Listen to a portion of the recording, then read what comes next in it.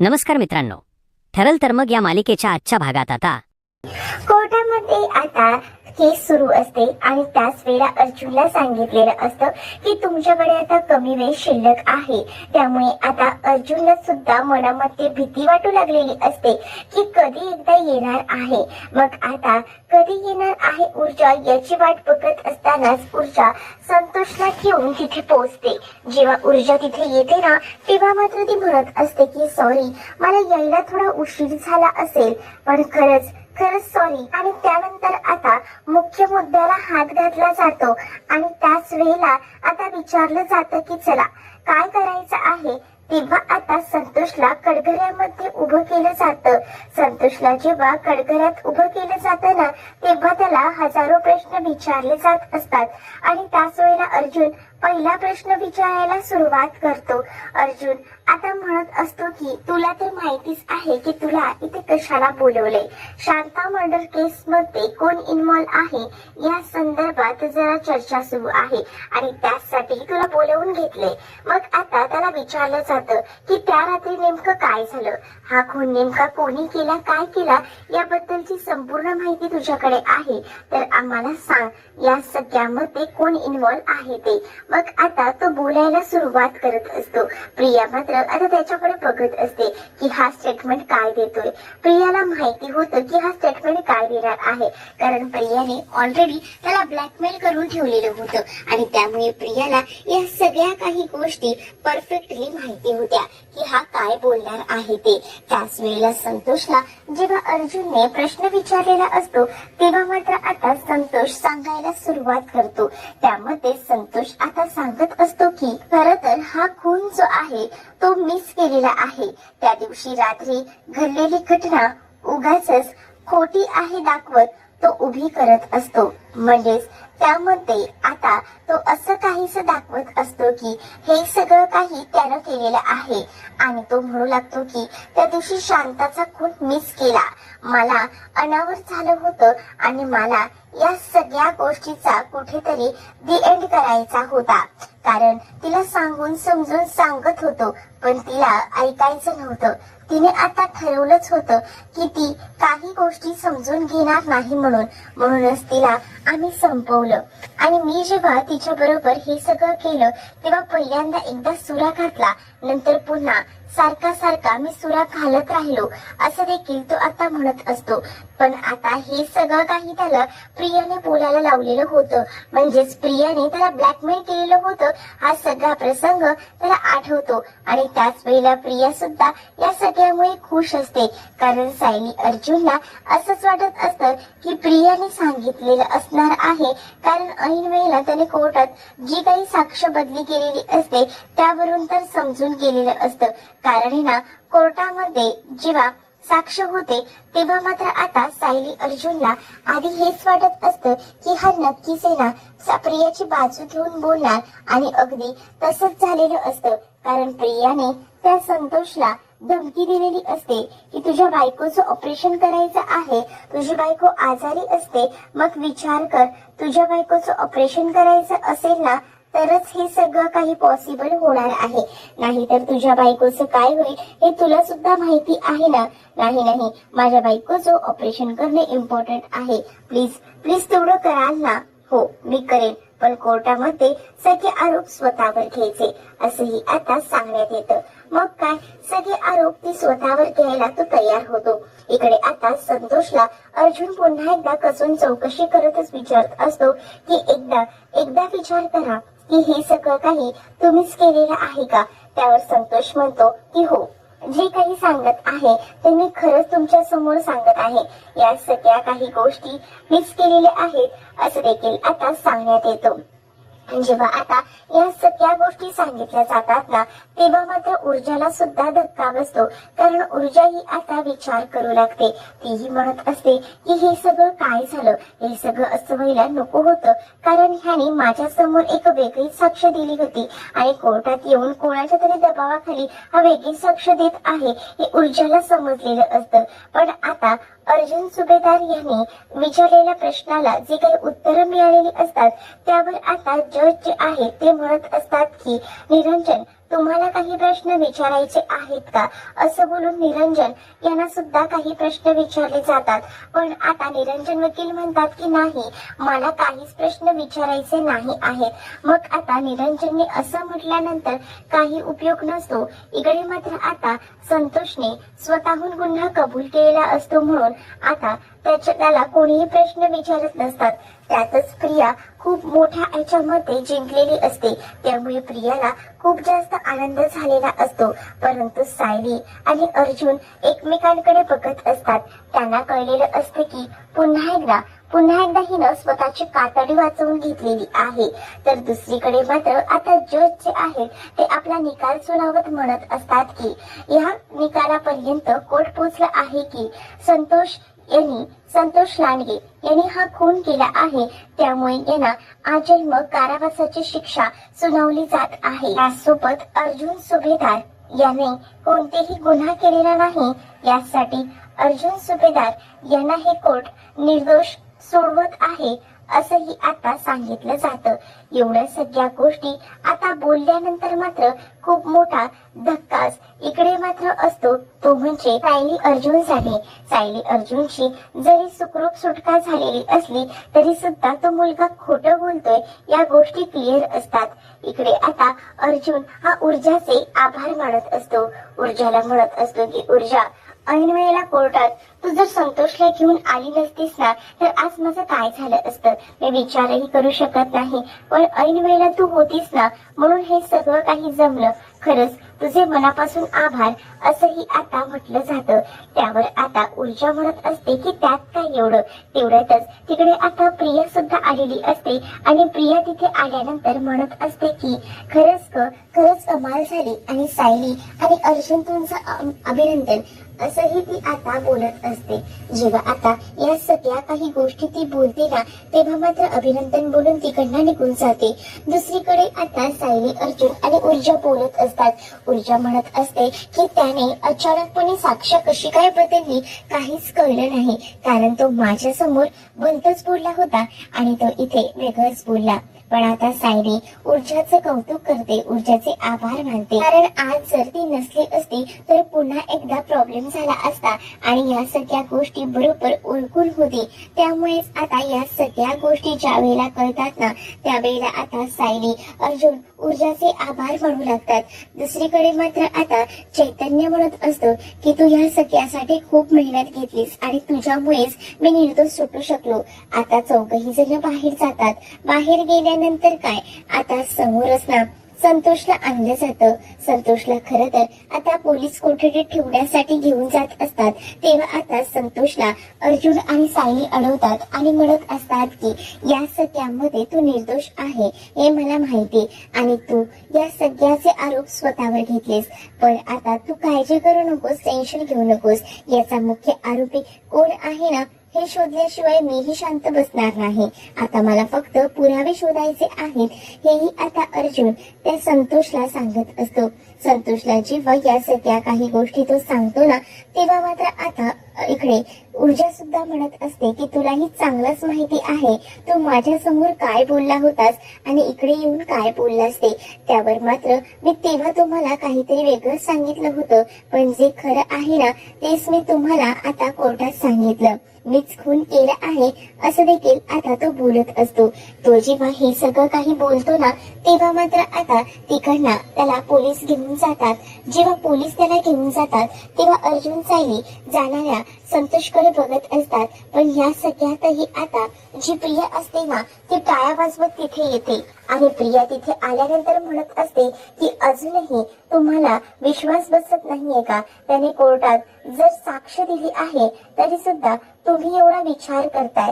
अहो तुम्हा लोकांना काय वाटलं या सगळ्यात तुम्हाला काहीसे पुरावे भेटतील का, पण नाही भेटणार तुम्हाला पुरावे, कारण या सगळ्यामध्ये मला माहिती आहे ना की कोण दोषी आहे. पण तुम्हाला पुरावे जरी शोधायचे असले तरी सुद्धा तुम्हीच मला या सगळ्यामध्ये इन्व्हॉल्व करत आहात. जेव्हा आता प्रिया बोलत असते तेव्हा ऊर्जाचं डोकं फिरलेलं असतं आणि म्हणूनच आता ऊर्जा जी आहे ती मात्र प्रियाच्या जोरात कानाखाली लगावून देते. प्रियाच्या जोरात कानाखाली लावल्याबरोबर प्रिया जागेवरच कोसळते. प्रिया म्हणत असते की तुझी हिंमत कशी झाली माझ्या कानाखाली द्यायची. त्यावर आता इकडे सायली म्हणत असते की ती माझी मैत्रीण आहे आणि आता आता तर काहीच नाही ग. इथून पुढे बघ तुझी काय हालत होते ते. तुला आता आम्ही असंच सोडू असं वाटतंय का? तर हा तुझा गैरसमज आहे. तुला असंच काही सोडणार नाहीये.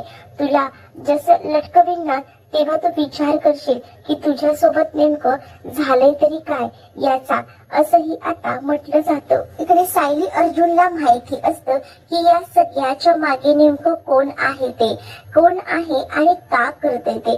पण यांच्याकडे आता पुरावे नसतात ना, म्हणूनच आता ते शांत असतात. पण दुसरीकडे मात्र आता पाहायला मिळत असतं की सायलीला आता प्रियाला हेच सांगायचं असतं की जरी तू आता जिंकलेली असलीस तरी सुद्धा मी नाहीये फक्त तुझ्या पाठीशी. तुला नेस्तनाबूत करण्यासाठी माझ्यासोबत माझ्या अजून 12 मैत्रिणी आहेत हे देखील आता सांगितलं जातं. जेव्हा आता या सगळ्या काही गोष्टी सांगितल्या जातात तेव्हा मात्र आता विचार करण्यासारखी गोष्ट होती. दुसरीकडे आता सायली अर्जुन घरी आलेले असतात तर त्यांचं औक्षण वगैरे केलं जातं. त्यांना आता बाहेरच थांबवलं जातं, त्यांची दृष्ट वगैरे काढली जाते. आता कल्पना जेव्हा अर्जुनची दृष्ट काढते, अर्जुनला औक्षण करून त्याला घरात घेते, तेव्हा सगळीच जण आता अर्जुनचं कौतुक करू लागतात. कारण त्यांना माहिती होतं की अर्जुन कोणत्या प्रसंगातून एवढा वर आला होता. या सगळ्या काही गोष्टींना आता त्यांना दिसत होत्या आणि त्याचबरोबर आता तिथे सगळी जण बसलेली असतात आणि तेव्हा ना आता इथे चर्चा रंगलेली असते. आणि जेव्हा या सगळ्या गोष्टींची चर्चा रंगते ना तेव्हा मात्र आता कल्पना त्यासोबत प्रतापही म्हणत असतात की खरं तर ना टेन्शन आलं होतं कसं काय करायचं ते, पण आता खरंच खूप बरं वाटतंय. या सगळ्या गोष्टी ज्या आहेत ना त्या बोलल्या जात असतात. या सगळ्या गोष्टी जेव्हा आता सांगितल्या जातात तेव्हा मात्र आता प्रतापही म्हणत असतात की हो ना, खरं तर मला सुद्धा टेन्शन आलं होतं की काय होईल त्याचं, पण एका अर्थी सगळ्या काही गोष्टी बऱ्याच झाल्या. तर अस्मिता सुद्धा म्हणत असते की मला सुद्धा माहिती होतं रे अर्जुन, तू स्वतःची सुटका सुखरूप करशील ते, पण या सगळ्यात ना खूप काही सहन करावं लागलं. मग अर्जुनही म्हणत असतो की हो, खरं तर ना पहिल्यांदाच पोलीस कोठडीत राहिलो, कारण ह्या सगळ्या काही गोष्टी जवळून सुरुवातीला पाहिल्या होत्या, पण नंतर आता ह्या सगळ्या गोष्टी एकदमच असं अनुभवताना ना थोडा त्रास झाला, पण काय करणार, थोडा तर त्रास सहन करावाच लागेल ना, असंही आता म्हटलं जातं. जेव्हा आता या सगळ्या गोष्टी बोलल्या जातात ना तेव्हा मात्र आता सायली आता चैतन्याचं सुद्धा कौतुक करत असते, कारण चैतन्य सुद्धा या सगळ्या वेळात त्यांच्या सोबत होता, त्यांची साथ देत होता आणि त्यामुळेच ना आता सायलीला एकदमच भरून आलेलं असतं आणि म्हणूनच सायली आता त्याचं कौतुक करत असते. पण सायलीला तो म्हणत असतो की इतकंच नाही, मी एवढ्याने ऐकणार नाहीये, मला काहीतरी चांगलं असं खायला हवंय. मी तर मला ना ज्या काही ऐशी पदार्थ आवडतात ना त्याची यादी मी तुला पाठवणार आहे, प्लीज तेवढंच ना माझ्यासाठी काय ते कर, असंही आता सांगितलं जातं.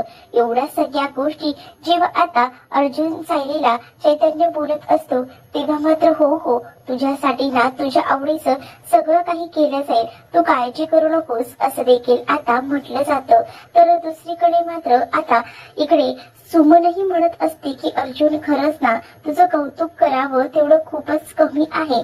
म्हणजे आधी आम्हाला वाटलं होतं की हे सगळं काही कसं काय मॅनेज होऊ शकतं, पण आता या सगळ्या काही गोष्टी ज्या आहेत ना त्या कळतायत, कशा काही घडतायत त्या.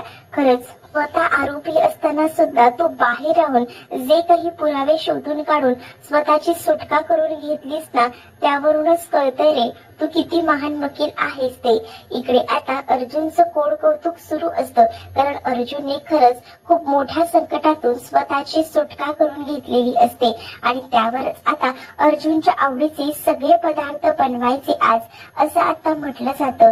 काय नाही वहिनी, तुम्ही काळजी करू नका. आधीच ना साईताईनं मला सांगितलं होतं, त्या पद्धतीने मी सगळ्यांसाठीच आवडीचे पदार्थ बनवले आहेत आणि खास करून अर्जुनच्या आवडीचे तर खूप जास्त. असंही आता इकडे असणारी जी विमल आहे ती सांगू लागते. विमलने असं म्हटल्याबरोबर आता कल्पनाही म्हणत असते की बघितलं का, असं असावं सायलीप्रमाणे. सायलीचं ना अगदी चारही बाजूने लक्ष असतं, सगळ्यांचाच विचार करून ती चालत असते.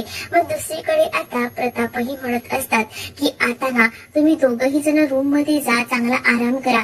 तुम्ही आता कोणताही विचार करू नका ना कसली चर्चा करू नका, असंही आता सांगितलं जातं. प्रतिमा आता कल्पनाला म्हणत असते की जरा त्या दोघांची नजर काढ, कारण आता त्या दोघांची अशा पद्धतीने सुटका झालेली आहे म्हटल्यावर नजर तर कोणाची तरी लागलीच असणार आहे हे माहिती होतं.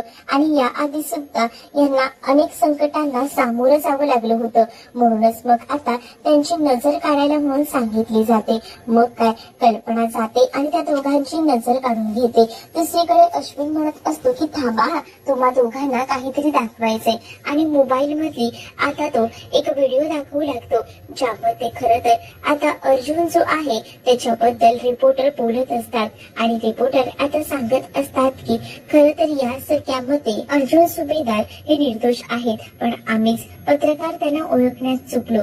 पण आता नाही, या सगळ्या काही गोष्टी ज्या आहेत त्या आता बोलल्या जात असतात. आणि एवढ्या सगळ्या गोष्टी आता पत्रकार सुद्धा अगदीच गोडी गुलाबीने बोलत असतात ना, त्यामुळे खूपच बरं वाटत असतं. आणि या सगळ्या काही गोष्टी बोलल्यानंतर आता प्रिया म्हणत असते की या अर्जुन आणि सायलीला कसं कसं मी हे करायचा प्रयत्न केला, पण तरी सुद्धा हे दोघेही जण सुटले नाही. हे दोघेही जण सुटायला नको होते, पण आता काही झालं तरी मी सहन करणार नाही.